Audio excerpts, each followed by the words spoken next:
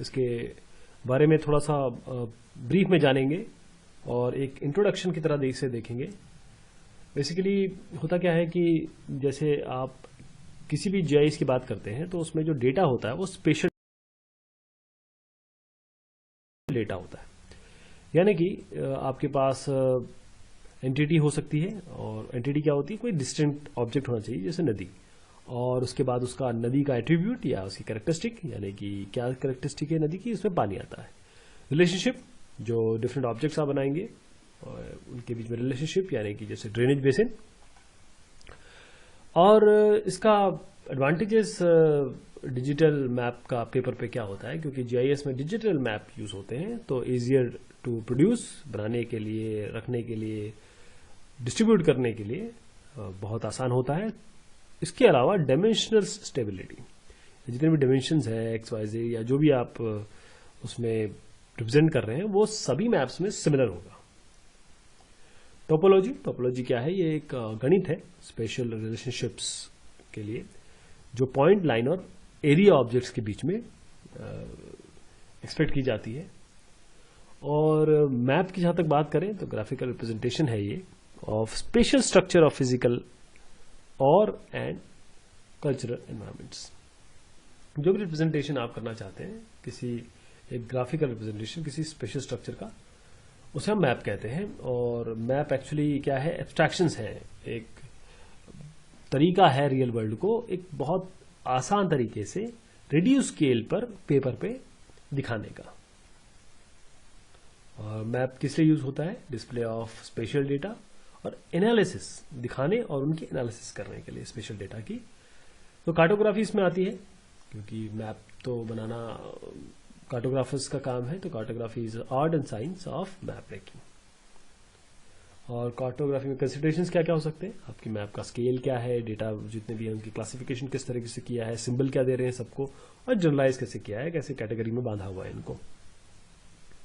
उसका स्केल की बात आती है, तो स्केल क्या होता है कि जो आपने मेजर किया है अपने पेपर पे और एक्चुअल उसका मेजरमेंट ग्राउंड पे क्या है, उसके रेशियो को हम मैप स्केल कहते हैं। लार्ज स्केल मैप छोटी जगह को बहुत डिटेल में दिखाता है, और small scale map large area को थोड़ा कम डिटेल में दिखाता है। तो जो स्केल है वो यूसेज पे डिपेंड करता है कि आप किस स्केल का यूज कर रहे हैं, किस यूसेज के लिए। और मैप स्केल डिफाइन करने के लिए आपके पास आरएफ होता है, रिप्रेजेंटेटिव फैक्टर 1:2 ये नंबर, यानी कि एक यूनिट आपके मैप में इतनी यूनिट आपके एक्चुअल में होगी, या वर्बल में भी बोल सकते हैं 1 इंच इक्वल टू 1 बाई। और मैप्स के क्या क्या क्लासेस हो सकती हैं, आपके रेफरेंस मैप हो सकते हैं, थीमेटिक मैप्स हो सकते हैं। और मैपिंग के प्रोसेस क्या है, प्लानिंग स्टेज, आपका data acquisition stage, cartographic production stage और प्रोडक्ट डिलीवरी स्टेज, यानी कि पहले प्लान करें, कॉस्ट टाइम वगैरह, फिर उसके बाद डेटा को एक्वायर करें, प्राइमरी डेटा उसके साथ जो सब्सिडरी डेटा है उसको सपोर्ट करने के लिए, फिर उसका प्रोडक्शन होगा, पहले डिजाइन, फिर ड्राफ्टिंग, प्रूफिंग, फिर फाइनली प्रिंटिंग और फिर डिलीवरी। फिर जियो रेफरेंसिंग क्या होती है कि आपके पास एक प्लेन इमेज है किसी जगह की, और उस इमेज को आपने अगर डायरेक्ट किसी ग्लोब पे बिठाना है तो आपको कुछ लाइट लॉन्ग या कुछ ऐसी वैल्यूज चाहिए जो उसको यूनिकली आइडेंटिफाई करें। तो वही वैल्यूज हर एक पिक्सल को, हर एक पॉइंट को देना किसी जस्ट इमेज या फोटोग्राफ को, उसे हम जियो रेफरेंसिंग कहते हैं। और कोऑर्डिनेट सिस्टम मैप प्रोजेक्शंस में क्या रिलेशनशिप है, मैप प्रोजेक्शन बताता है कि जो कर्व्ड सरफेस है, अर्थ कर्व्ड सरफेस है, जो मैप पे जाएगा तो कैसे दिखाई देगा, क्या दिखाई देगा।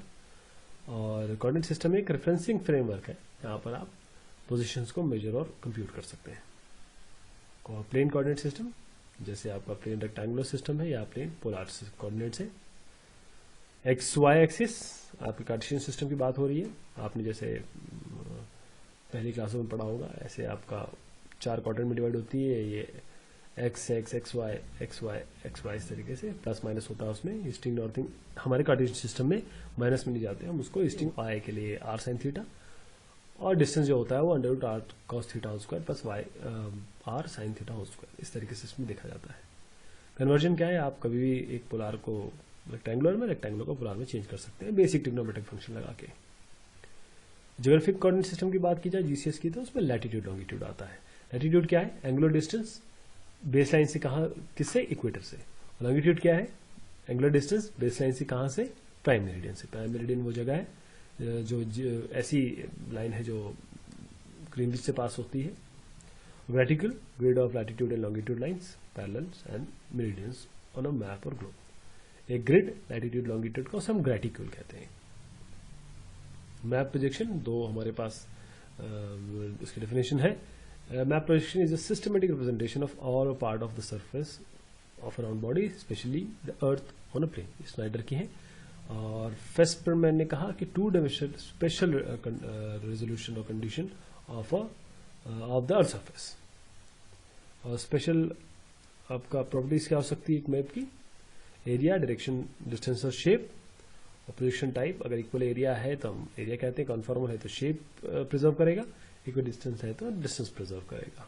तो डेवलपर सरफेस, अगर आप एक अर्थ लें, उसके बीच में एक लाइट जलाएं और उसके आसपास आप सिलेंडर लगा दें, कोन लगा दें या पैनल लगा दें, तो आपका डेवलपर सरफेस माना जाता है। और आपके इसमें होगा क्या कि यहाँ पर आप नॉर्मल, ट्रांसवर्स और ऑब्लिक कर सकते हैं। जैसे अगर आपके पास ये रखा हुआ है एक